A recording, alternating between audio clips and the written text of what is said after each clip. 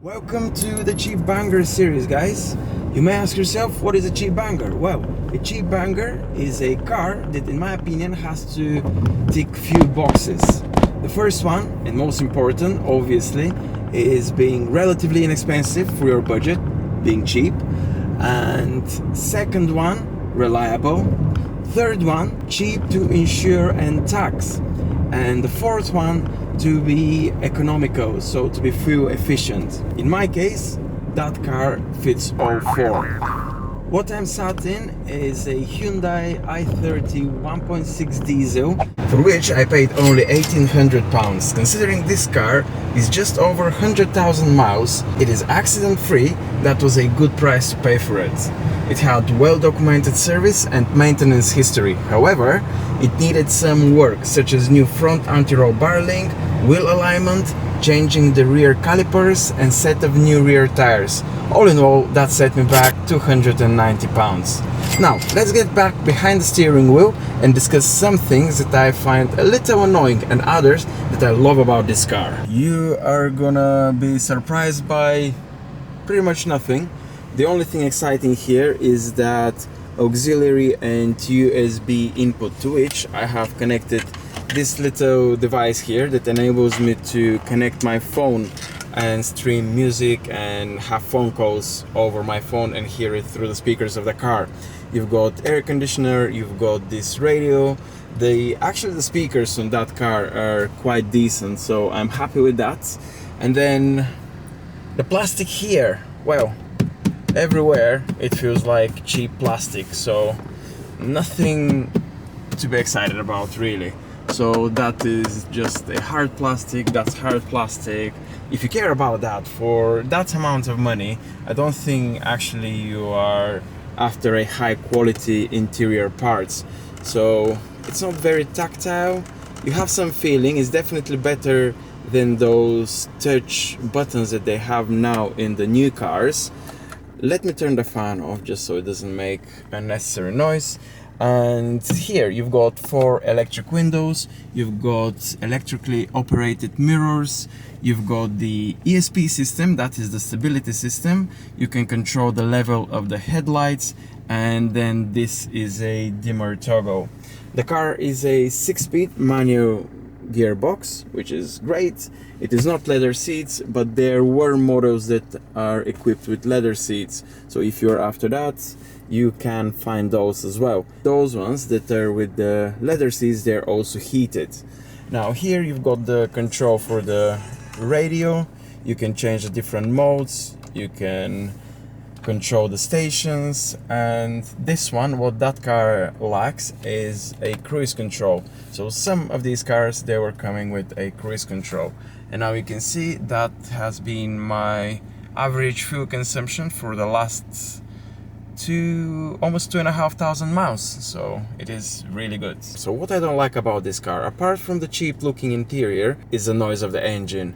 It's just too loud. When you're inside a car, you hear it all the time, and when you're on a long trip, it can get a little bit annoying. However, on the highway, when you're driving with a higher speed, the engine works smoother than when it is stationary.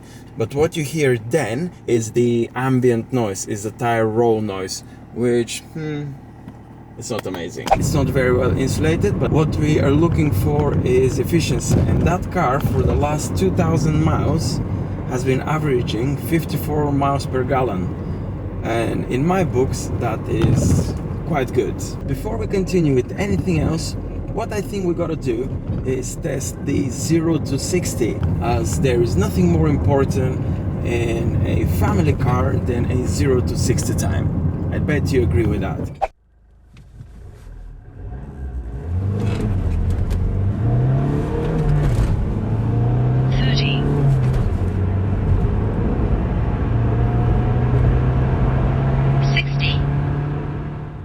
I don't think that car is gonna be the car that you're gonna take on a drag race. So what I'm gonna do now is pull over so I can show you around the car, the size of the boot, what's under the hood, so you can have a better idea of this vehicle.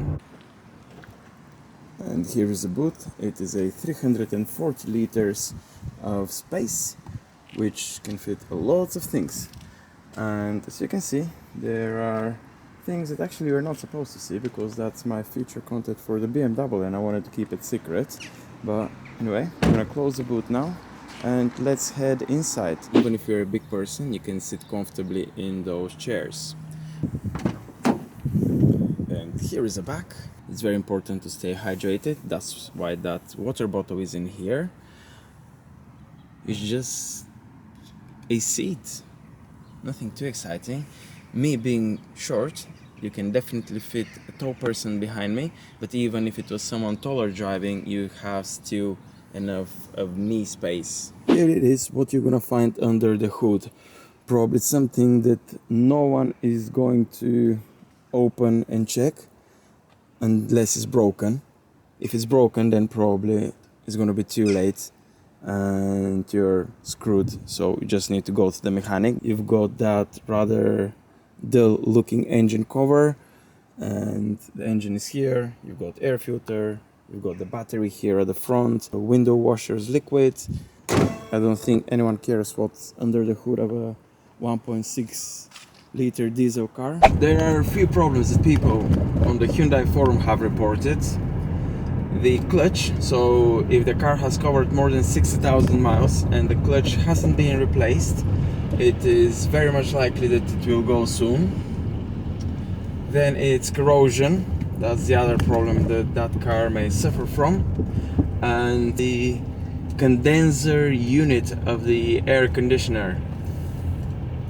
An old Hyundai i30 isn't exciting in any way, but it is very dependable and inexpensive to buy and maintain, and that's what makes it a great family car, aka a cheap family banger. And now we are at the ranking board, and that car goes straight into the category for families. And out of 6, this car achieved the impressive for its age and price score of 4. For the running cost, which includes efficiency, tax and maintenance, I gave it a 0.9. For reliability, if the car is equipped with a diesel engine and 6-speed manual gearbox, is a very dependable ride with some minor problems that are relatively inexpensive to fix, so I gave it a 0.8. Being that cheap makes the car even more practical, as you can use it for things that you wouldn't do with an expensive car. The boot space is a decent size, so for practicality I'll give it a 7. It's a small, but in busy cities will not be as easy to navigate or park as some smaller cars, and that is why I'll give it a 7. It has a comfortable drive, but the poor sound deadening and cheap materials definitely don't contribute towards the comfort, so I'll give it for comfort 0.6. Although it managed to accelerate to 6 miles per hour faster than what it's claimed, that car has vague steering feel and it's not fast, so for fun I'll give it a 0.3. Now if you're looking for something that is definitely not a family carrier, but it is 100% more fun to drive, watch this video next.